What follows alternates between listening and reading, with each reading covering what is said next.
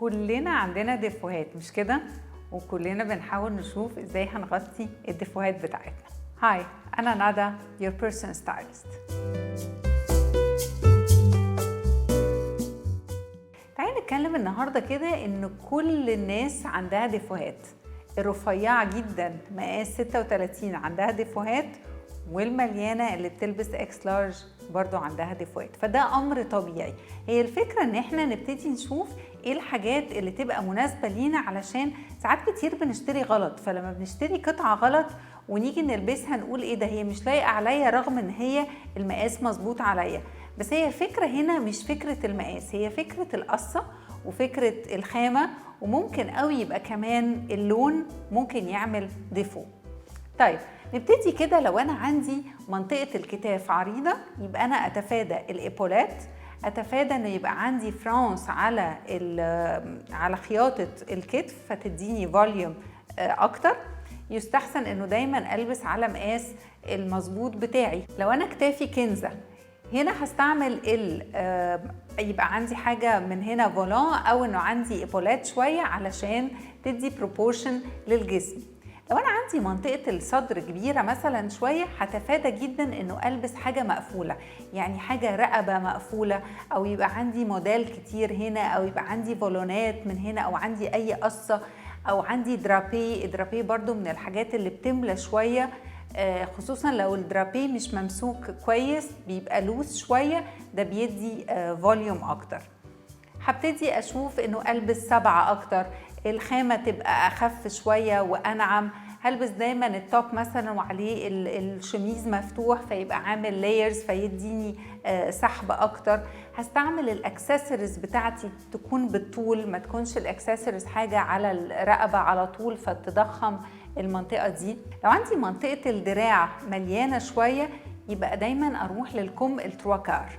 ملبس عارفين دايما لما بنوقف الخط بتاع نهاية القطعة في الحتة المليانة بيبين ان هي مليانة زيادة، فدايما نخلي الكم يبقى اطول شوية ونوقف الكم بتاعنا في الحتة اللي هتبان ان هي رفيعة. لما نيجي عند البنطلون نختار البنطلون يا اما الوسط بتاعه مظبوط او ان هو عالي شوية، علشان بيخلي البنطلون نازل مسحوب اكتر وبيطول الرجل. انتوا عارفين شكل الجسم للست المفروض يبقى تلت وتلتين، فكل ما الرجل يبقى شكلها طويلة كل ما انا هبان ان انا ارفع والجسم عندي مسحوب اكتر. الوسط الساقط دايما بيعمل ديفو، بيخلي شكل الجسم مربع شوية، وكمان بيعمل عرض في منطقة الجناب. لو عندي منطقة الهانش مليانة وهبقى لابسة جاكيت، لازم أخلي الجاكيت تقف عند نص منطقة الهانش. لما بتعدي قوي ده معناها إن هي هتديني عرض أكتر.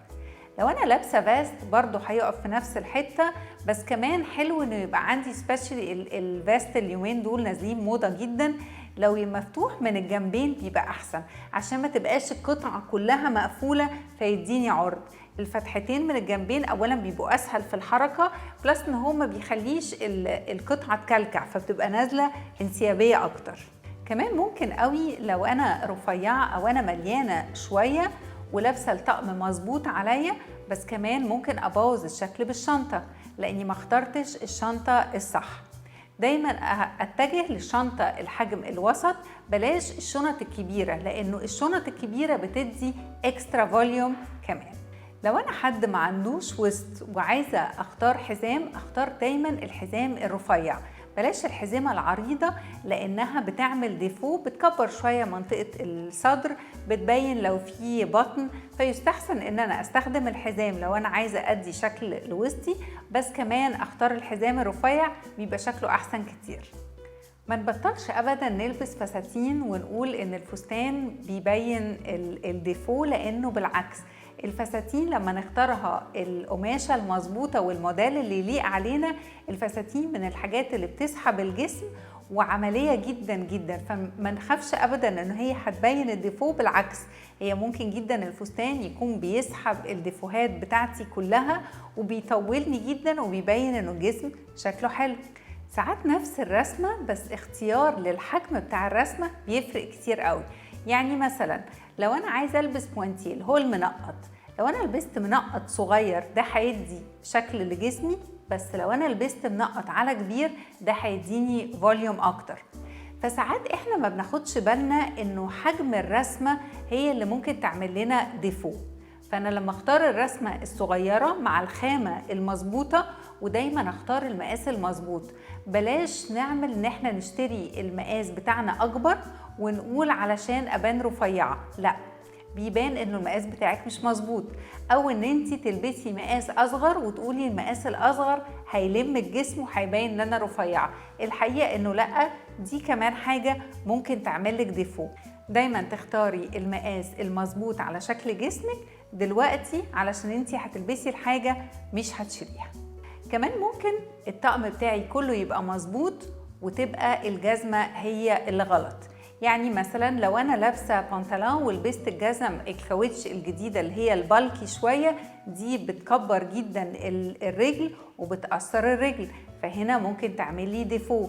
يبقى انا اتفادى وان انا البس يا اما لو جزمه كاوتش تبقى سامبل خالص، او ان انا البس ويدج. كمان ملبس كعب مش مريح مهم قوي، لانه الديفو ساعات ما بيكونش بس في اللبس، الديفو ساعات بيكون في مشيتي. مهم قوي اني ابقى لابسه جزمه حتى لو كعب بس انا مستريحه فيها، عشان ما تعمليش ديفو في المشيه بتاعتي.